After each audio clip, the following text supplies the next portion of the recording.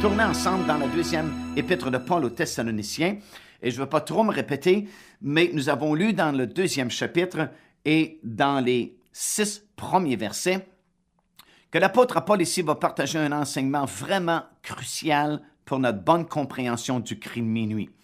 Il va dire ici qu'avant l'enlèvement de l'épouse de Christ et avant, évidemment, le retour de notre Seigneur Jésus-Christ, nous devons voir 2 choses. L'Église doit voir 2 choses. Premièrement, dit-il au verset 3, il faut que l'apostasie soit arrivée auparavant. Bien, elle est déjà arrivée, l'apostasie, comme nous l'avons expliqué dans notre dernier enregistrement.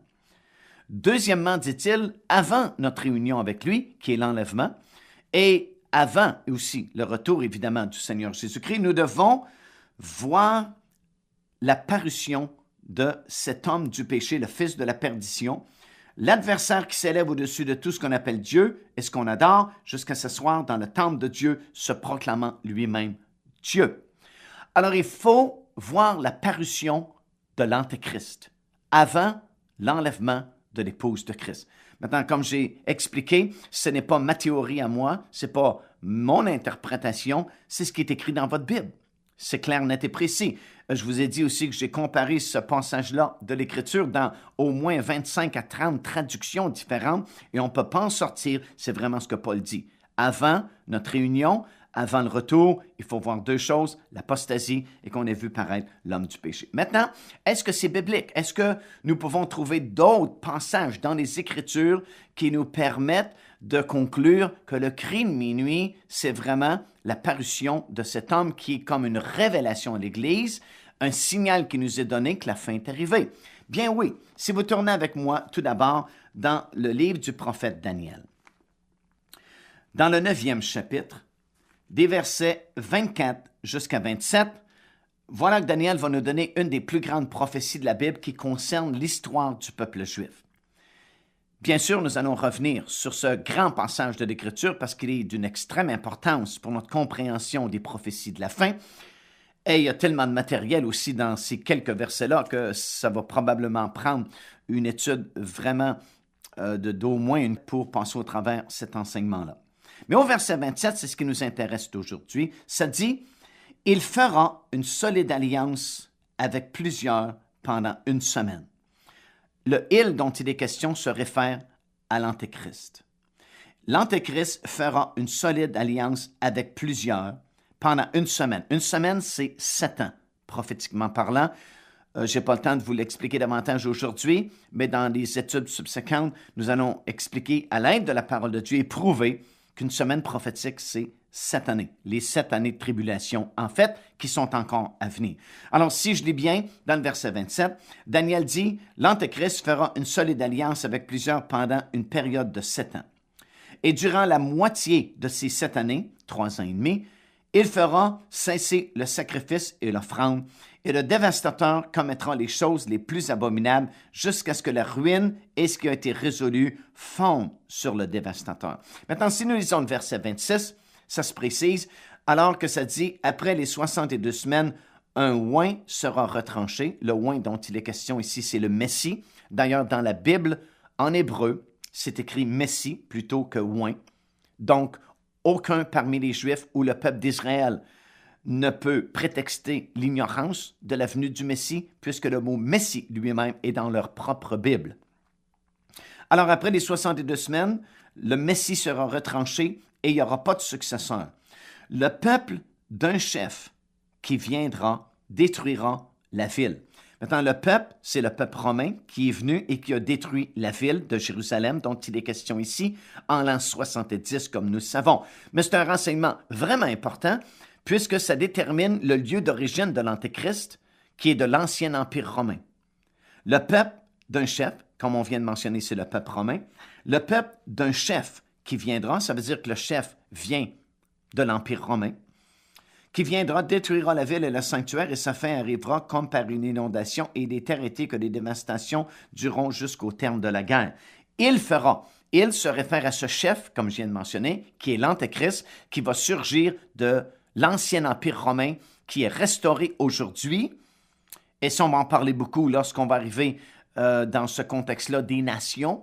la formation des 10 cornes de la bête que Jean et que Daniel ont vu surgir de la mer. La mer est une représentation des nations quand on parle prophétiquement dans la Bible. Alors, il y a une formation de 10 rois qui vont régner avec l'Antéchrist à la fin et qui viennent de cet ancien empire romain qui est restauré, qui à nouveau est en puissance dans les derniers jours durant les années de tribulation. Alors, ce que je suis en train de dire, c'est qu'il y a un signe très puissant ici. Paul va nous dire dans Thessaloniciens, comme nous venons de l'étudier, qu'avant notre réunion avec lui, nous devons voir paraître l'homme du péché, l'Antéchrist. Est-ce que la Bible nous dit que, justement, il doit paraître avant les 7 années de tribulation? Et la réponse est oui, et nous avons la réponse ici dans ce texte de Daniel, disant que l'Antéchrist devra faire une alliance de 7 ans. Alors, bien sûr, ces 7 années, ce sont les 7 années de tribulation qui sont à venir, et avant que ces 7 années ne débutent, il doit y avoir une alliance qui est signée par l'Antéchrist, qui ne se présentera pas comme Antéchrist, bien sûr, à ce moment-là, ni comme gouvernement mondial, parce que nous allons apprendre un peu plus tard dans notre série d'études que ce n'est qu'au milieu de ces 7 années de tribulation que l'Antéchrist, finalement, réussira à devenir le gouvernement mondial et son règne ne durera que 3 ans et demi, les dernières 3 années et demie de ces 7 années de tribulation. Alors, au tout début, il se présente plutôt comme un pacificateur, comme un homme de paix, un homme qui, comme par enchantement, miraculeusement, trouve une solution au conflit du Proche-Orient. Maintenant, vous réalisez aussi bien que moi, parce que vous écoutez les nouvelles, vous lisez les journaux, que le conflit au Proche-Orient, personne ne peut trouver de solution vraiment. Que les 2 frères luttent ensemble depuis leur naissance. Les 2 frères, ce sont les 2 fils d'Abraham, qui sont le peuple juif et le peuple arabe.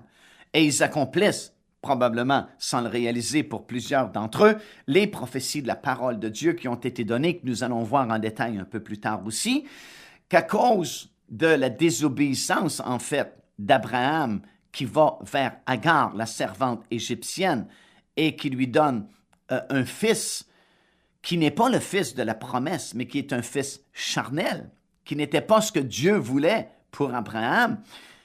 Et ce que Dieu voulait pour Abraham, c'est bien sûr Isaac et non Ismaël. Isaac est le fils de la promesse. Mais les prophéties seront données sur les 2 descendances d'Abraham. Et une des prophéties, c'est qu'ils seront toujours en conflit jusqu'à la fin des temps. Ça dit, tu vas habiter en face de tes frères et tu vas lever l'épée continuellement contre ton frère. Ça veut dire qu'il va toujours avoir guerre, toujours avoir des soulèvements et jamais vraiment avoir d'entente permanente au Proche-Orient. Mais voici que cet homme fait surface sur la scène internationale. Et c'est un homme qui a des solutions merveilleuses, des solutions comme magiques. Des solutions tellement puissantes, semblent tirer du miracle, du surnaturel. Il va réussir à rallier tout ce monde-là ensemble. Et il y a une alliance de 7 ans qui va être signée de paix entre Israël et ses voisins, garantissant une sécurité, garantissant la prospérité et garantissant la paix. Et tout de suite après, nous allons le voir un peu plus tard aussi dans notre série d'études, cet homme part à la conquête mondiale. Il est le cavalier du cheval blanc du 6e chapitre du livre de l'Apocalypse qui part en vainqueur pour vaincre. Il va tenter de conquérir le monde à ce moment-là, mais ne sera pas capable.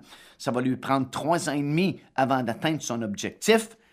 Mais avant même qu'il parte pour cette conquête d'Apocalypse chapitre 6, avant même, bien sûr, qu'il soit finalement accepté comme gouvernement mondial avec un système totalitaire de surveillance et de contrôle total et parfait de chaque individu ou presque de la planète, puisque nous, aujourd'hui, on a la technologie pour faire cela. Pour la première fois dans l'histoire de l'humanité, on peut contrôler les allées et venues de chaque personne sur la planète de façon très facile actuellement.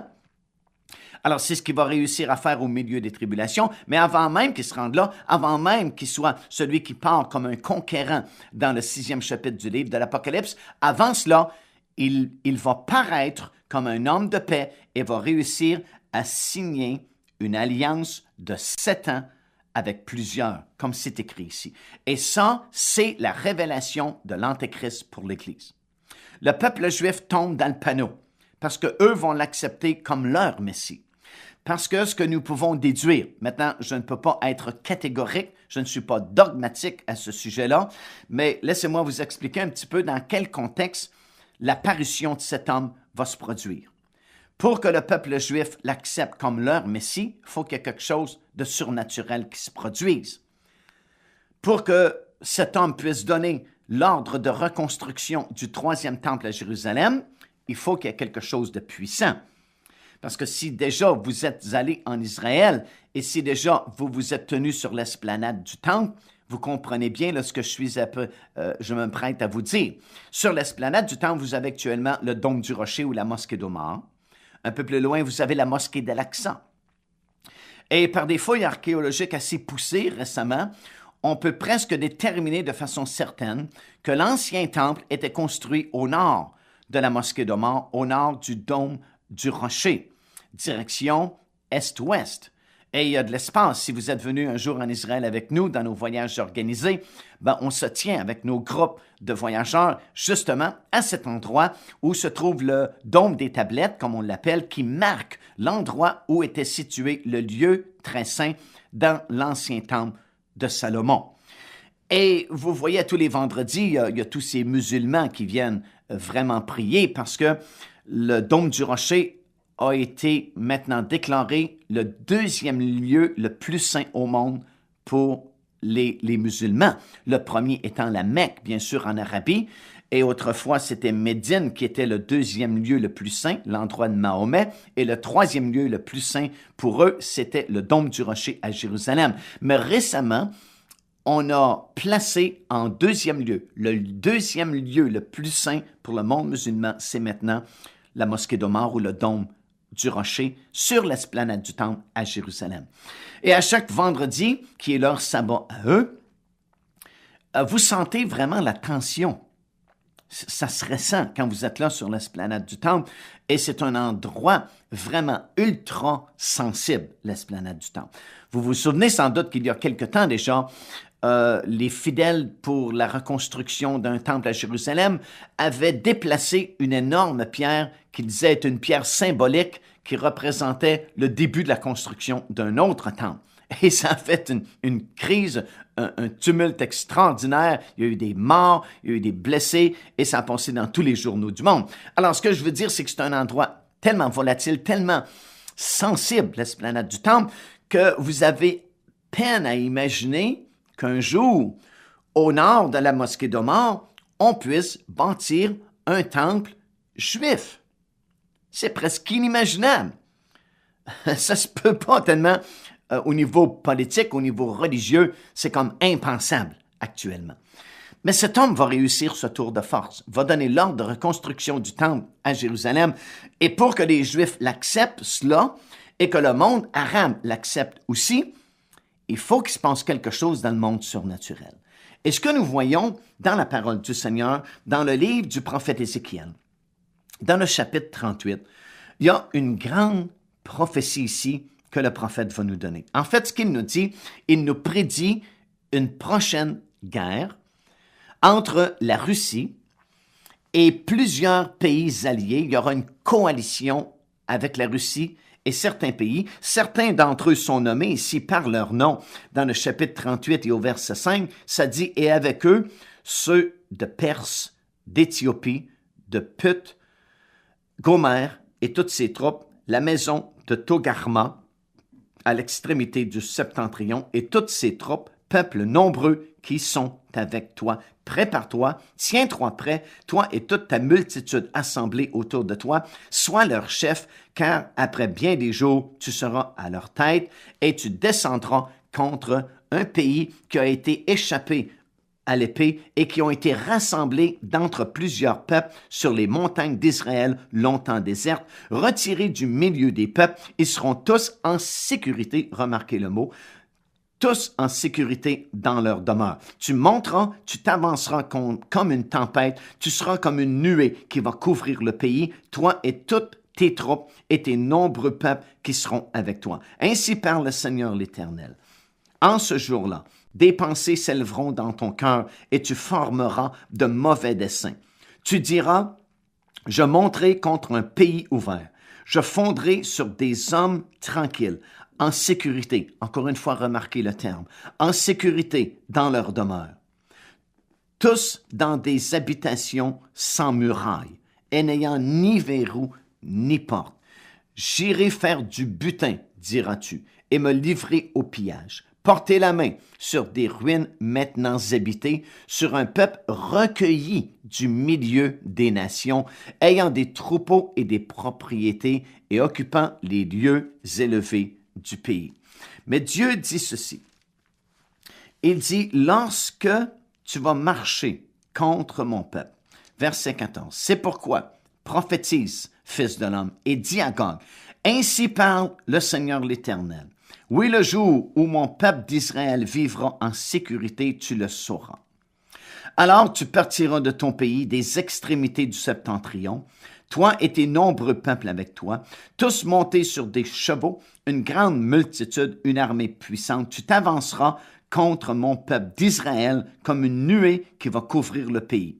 Dans la suite des jours, je te ferai marcher contre mon pays, afin que les nations, regardez, afin que les nations me connaissent quand je serai sanctifié par toi sous leurs yeux, ô Gog. Ainsi par l'Éternel, est-ce toi de qui j'ai parlé jadis, par mes serviteurs les prophètes d'Israël qui ont prophétisé alors pendant des années, que je t'emmènerai contre mon pays. En ce jour-là, regardez bien ceci, en ce jour-là, ça c'est au verset 18, le jour où Gog marchera contre la terre d'Israël, dit le Seigneur l'Éternel, la fureur me montera dans les narines. Je le déclare dans ma jalousie et dans le feu de ma colère. En ce jour-là, il y aura un grand tumulte dans le pays d'Israël. Les poissons de la mer et les oiseaux du ciel trembleront devant moi, et les bêtes des champs et tous les reptiles qui rampent sur la terre et tous les hommes qui sont à la surface de la terre. Les montagnes seront renversées, les parois des rochers s'écouleront et toutes les murailles tomberont par terre. J'appellerai l'épée contre lui sur toutes mes montagnes d'Israël, dit le Seigneur l'Éternel. L'épée de chacun se tournera contre son frère. J'exercerai mes jugements contre lui par la peste et par le sang, par une pluie violente et par des pierres de grêle. Je ferai pleuvoir le feu et le soufre sur lui et sur ses troupes et sur les peuples nombreux qui seront avec lui. Regardez le verset 23. Je manifesterai ma grandeur et ma sainteté et je me ferai connaître aux yeux de la multitude de nations et elles sauront que je suis l'Éternel. Alors ça aussi, on va l'expliquer plus en détail plus tard dans notre série d'études. Mais ce que je voudrais vous faire remarquer aujourd'hui, c'est ceci. Il y a une guerre de prédit pour très bientôt entre la Russie et sa coalition de pays qu'il va former et le peuple d'Israël. Quand ça aura lieu? Ça dit quand le peuple sera de retour, évidemment, dans son pays. Et deuxièmement, lorsqu'ils vivront en sécurité. Ces deux conditions sont maintenant remplies. Autrefois, il manquait une de ces deux conditions, la sécurité. Alors, c'est important de réaliser cela parce que Dieu dit ici, par la bouche de son prophète Ézéchiel, que cette guerre aura lieu quand le peuple sera revenu dans son pays et qu'il sera en sécurité. Israël, depuis sa formation, 1948, n'a jamais été en sécurité. C'est la première fois depuis son histoire moderne qu'il y a des traités de sécurité qui sont signés avec ses voisins. Alors, le prophète dit ici qu'il y aura cette guerre. Ça va être une guerre éclair. Ce ne sera pas une guerre conventionnelle tellement, mais une guerre éclair. Et c'est Dieu lui-même, comme nous venons de lire, qui va intervenir de façon tellement spectaculaire, avec la grêle, du feu, des choses semblables, les éléments de la nature qui seront déchaînés, que même les poissons vont trembler dans la mer et les oiseaux du ciel auront peur, tellement ça va être formidable, l'intervention de Dieu. Et Dieu dit, tout le monde va savoir que c'est moi qui est intervenu. Alors, quel meilleur temps pour cet homme de faire son apparition et de dire, c'est moi le Messie. Parce qu'Israël attend encore le Messie. Lorsque son vrai Messie est venu il y a 2000 ans, Israël ne l'a pas reconnu. Ils ont dit, c'est pas lui notre Messie, parce que bien sûr, il y a deux courants prophétiques dans l'Ancien Testament concernant la première venue du Messie. Il y a ce courant-là de prophétie qui explique que le Messie, c'est un roi, c'est un vaillant guerrier, et il y a un autre courant de prophétie qui dit que c'est un homme de douleur habitué à la souffrance.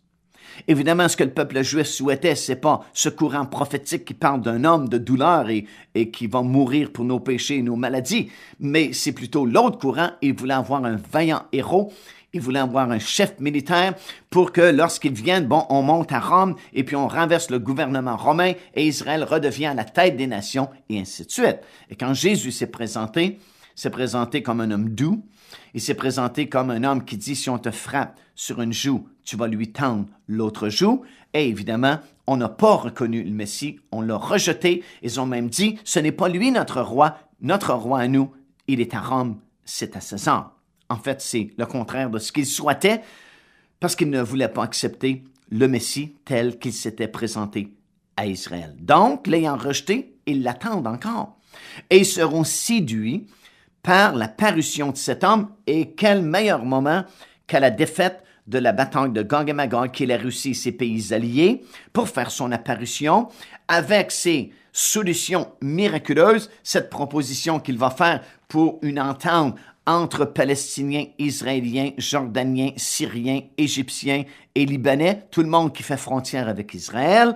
Il va avoir une solution miracle qui va marcher, qui va fonctionner. Israël le prend finalement pour son Messie, qui redonne la prédominance à Israël. Israël devient en suprématie sur toutes les autres nations. Et on donne l'ordre de reconstruction du temple à Jérusalem. Le peuple arabe l'accepte parce que c'est comme s'il réalise que, il y a quelque chose de spécial là, qui arrive ici. En plus, on signe cette alliance de 7 ans, garantissant la paix, la prospérité à Israël et aux pays voisins d'Israël. Et tout le monde est bien heureux, mais c'est un signal pour l'Église. C'est le cri de minuit qui vient de se faire entendre. Tout le monde dans l'Église sait qu'un homme qui doit apparaître un jour, qui s'appelle l'Antéchrist et qui doit signer un traité de paix de 7 ans, qui en fait représente les 7 années de tribulation. Tout le monde, que ce soit au Canada, que ce soit en Europe, que ce soit aux États-Unis d'Amérique, que ce soit en Chine, que ce soit en Australie, que ce soit en Angleterre, tous les chrétiens du monde entier qui sont venus à la connaissance de la parole de Dieu. Après, bien sûr, le salut, une des premières choses que nous apprenons, c'est que ce Jésus va revenir un jour. Et qui n'a pas entendu prêcher sur cet homme qui va signer un traité de paix de 7 ans avec Israël, qui va être le déclenchement à courte échéance de cette période de 7 années de tribulation. Alors, tout le monde le sait. Toute l'Église est au courant de ça. Et s'il faut que l'Église voit un homme soudainement, à la suite de la défaite de la bataille de Gog et Magog, signer une alliance de 7 ans avec Israël et ses voisins, et surtout donnant l'ordre de reconstruction du temple à Jérusalem, vous pouvez être certain que tout le monde, dans tous les milieux chrétiens du monde entier, se réveillent, frottent leurs yeux et se disent « Oh, wow, c'est la fin !» C'est la grande prédiction, c'est accompli. Maintenant, c'est une question de très peu de temps. Jésus va venir vraiment chercher son épouse parce que le dernier signe, c'est accompli. Alors, lorsque Paul dit ici, dans sa deuxième épître aux Thessaloniciens, qu'il faut, avant notre réunion avec lui, ou avant l'enlèvement, que l'apostasie soit arrivée et qu'on ait vu paraître l'homme du péché, l'adversaire qui s'élève au-dessus de tout ce qui s'appelle Dieu, bien, c'est le seul endroit où on peut trouver dans toute la Bible un tel événement. Lorsque cet homme va paraître, c'est l'accomplissement de Daniel 9, 27, que cet homme signe une alliance de 7 ans avec Israël. Mais maintenant, attention, comme on a expliqué vers la fin de notre enseignement précédent. Ce cri de minuit qui réveille toute l'Église, ce signal qui est visible pour toute l'Église, ce n'est pas un cri qui va nous permettre de nous préparer pour l'enlèvement. Mais c'est un cri qui nous permet seulement de constater notre condition spirituelle et désormais, il sera trop tard pour changer quoi que ce soit. Maintenant, avant d'aller plus loin, laissez-moi juste vous souligner ceci également. Je sais que cet enseignement-là vient à l'encontre de la théorie populaire que l'enlèvement peut avoir lieu n'importe quel moment du jour ou de la nuit, de n'importe quelle année. Cet enseignement n'est pas scripturaire. Jésus ne pouvait pas venir à n'importe quel moment. Ce n'est pas un Dieu de n'importe quel moment. Partout dans la Bible, il y a une chronologie, il y a un ordre, il y a des dates, il y a toujours un temps précis. Ça dit, lorsque les temps furent accomplis, Christ est mort pour nos péchés. Ça dit, au temps marqué, Christ est venu. Il y a toujours un temps marqué. Il y a un calendrier. Dieu ne fonctionne pas au hasard et il ne nous laisse pas au hasard non plus. Et cette théorie je sais, qui est populaire, que Jésus peut venir n'importe quel temps, n'importe quel moment, elle n'est pas fondée sur aucun verset de la parole de Dieu. Il n'y a aucun verset qui vous dit Jésus peut venir n'importe quel temps, n'importe quel moment. Et c'est pas vrai non plus. Il y a des époques, il y a des événements qui devaient se produire, par exemple, avant l'enlèvement de l'épouse de Christ. Par exemple, c'était impossible que Jésus revienne en 1936, ou en 1928, ou en 1845, ou en 1408. C'était impossible parce que il y a des signes qui devaient s'accomplir qui n'étaient pas encore accomplis. Et ceux qui étaient alertes au sujet des prophéties bibliques, ils pouvaient le savoir. Que oui, Jésus vient bientôt, c'est vrai, mais il ne peut pas venir demain matin. Pourquoi? Parce que, premièrement, en 1928 ou en 1415 ou en 1825 ou même en 1940, Israël n'était pas à sa place, prophétiquement parlant. Jusqu'en 1948, la nation d'Israël n'existait plus. Les Juifs étaient répartis un peu partout dans le monde. Et les prophéties disaient qu'ils doivent revenir avant l'enlèvement de l'Église. Il faut qu'Israël soit revenu dans son pays. Il faut qu'Israël soit à nouveau une nation. Il faut que les déserts refleurissent. Il faut que des villes soient construites à nouveau. Il faut qu'il y ait un paquet de signes et de prédictions qui étaient donnés dans la parole de Dieu qui devaient s'accomplir avant le retour du Seigneur Jésus-Christ et avant l'enlèvement de l'Église. Alors ceux qui vivaient et qui étaient alertes spirituellement parlant, qui connaissaient leur Bible, pouvaient dire « Oui, Jésus revient bientôt, mais je sais qu'il ne peut pas venir la semaine prochaine, ni demain matin, ni dans un mois. » Pourquoi? Parce qu'Israël n'est pas revenu dans son pays. C'est prophétique qu'il doit revenir avant l'enlèvement de l'Église. Jésus avait dit lui-même dans Luc chapitre 21 que Jérusalem serait foulée aux pieds par les nations jusqu'à ce que le temps des nations soit accompli. Évidemment, on parle d'un temple qui doit être reconstruit. Ici, dans Daniel, ça dit qu'il va s'asseoir, dans Thessaloniciens plutôt, qu'il va s'asseoir dans le temple se proclamant lui-même Dieu. Bien, depuis l'an 70, cette parole ne pouvait pas s'accomplir parce que le temple a été détruit en l'an 70 et on n'a pas reconstruit d'autres temples à Jérusalem, mais il y en a un qui va être construit bientôt. Alors, ça veut dire que tant que Jérusalem n'est pas revenu au peuple juif, l'Église ne peut pas être enlevée parce que c'est dans la chronologie des signes qui doivent arriver avant l'enlèvement de l'Église. Alors, il y a toute une foule d'autres signes, vous comprenez ce que je veux dire?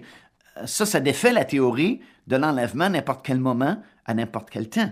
C'est impossible parce qu'il y a des signes qui doivent s'accomplir avant. D'ailleurs, les apôtres eux-mêmes le réalisaient très bien.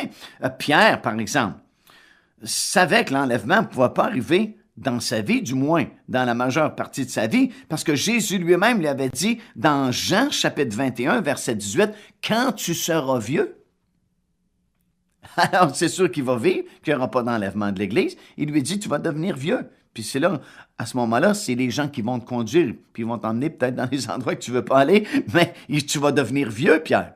Alors, il sait que l'enlèvement n'aura pas lieu. La même chose pour l'apôtre Paul, dans 2 Timothée, chapitre 4, verset 6, ici, il va dire à Timothée, le temps de mon départ arrive, je sais que je vais mourir.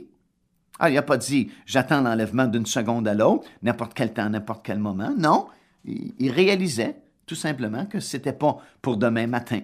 Alors, il faut le réaliser, nous aussi, que certains signes qui doivent s'accomplir, et la parution de cet homme est un signe, mais c'est un signe différent Parce que, comme je viens de mentionner, ce n'est pas un signe qui va nous permettre de nous préparer, de changer notre vie, d'améliorer notre condition spirituelle pour qu'on soit prêt pour l'enlèvement, mais c'est un signe de constatation seulement.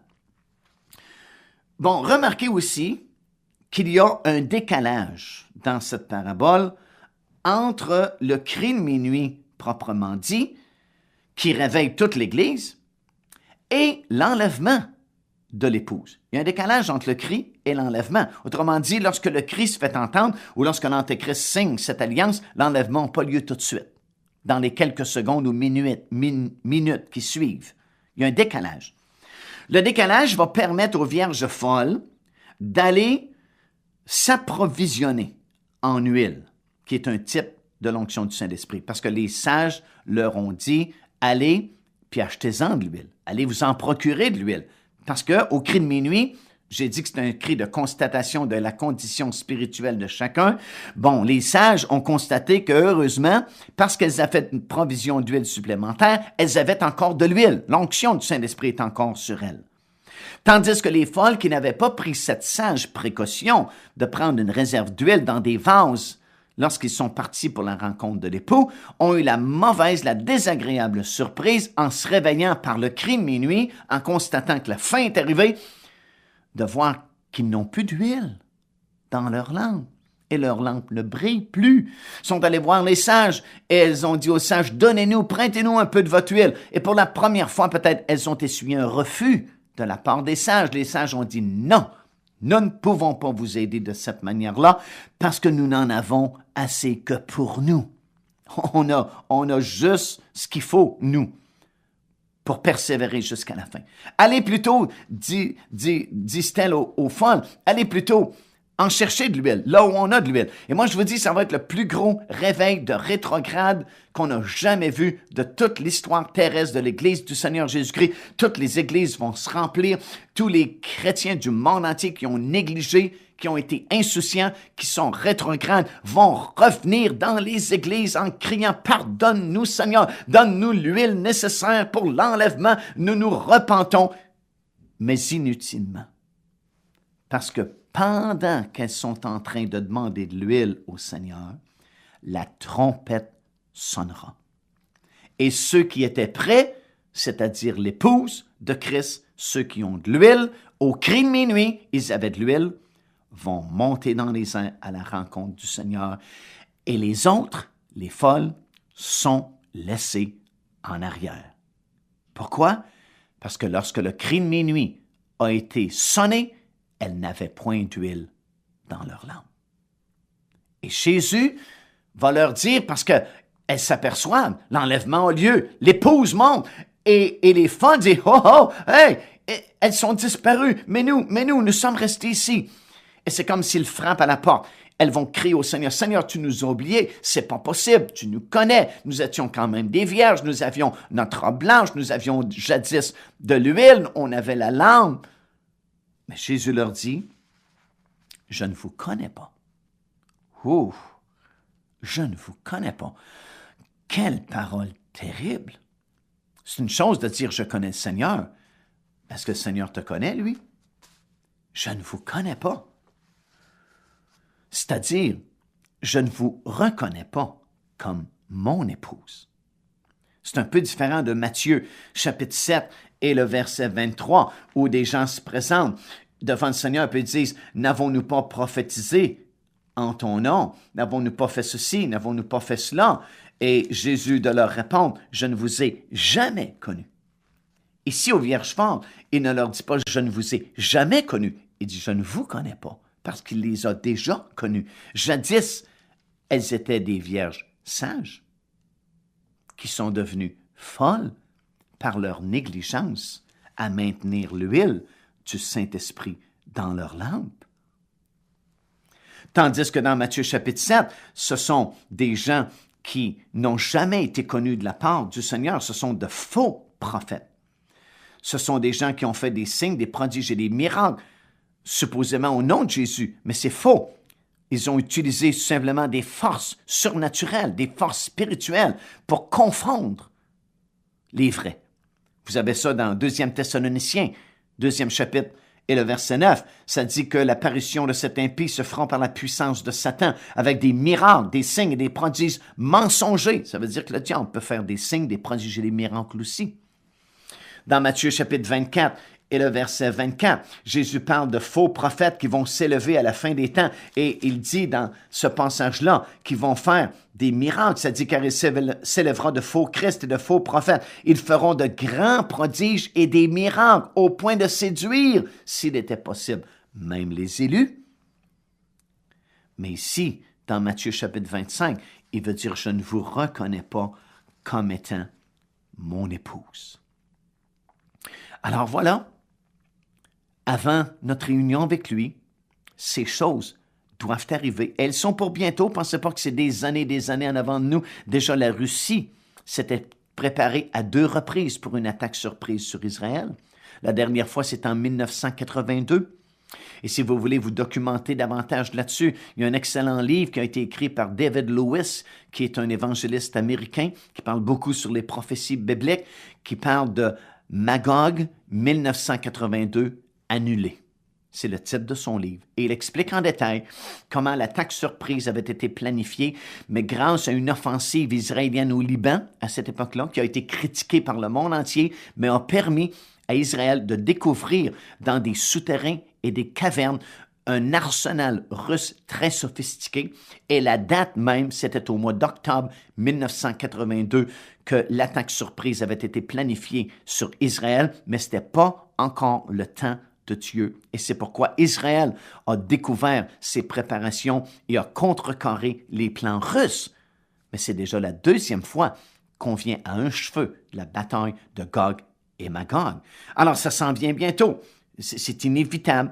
Et ces signes-là doivent se produire, mais n'attendez pas à ce moment-là, parce que ce dernier signe, comme on l'a dit et on l'a répété aujourd'hui durant cet enregistrement, n'est pas un signe pour nous permettre de nous préparer pour le retour du Seigneur, mais un signe qui nous permet de constater notre condition spirituelle. Tant mieux si on était prêt. Tant mieux si on est parmi les vierges sages et on a de l'huile dans notre lampe.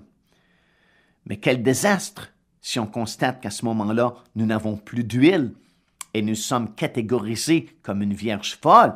C'est dramatique parce que, comme on vient de voir, on ne peut plus changer notre condition spirituelle. C'est désormais trop tard, le compte à rebours est terminé. C'est le résultat de nos examens, comme on a déjà expliqué.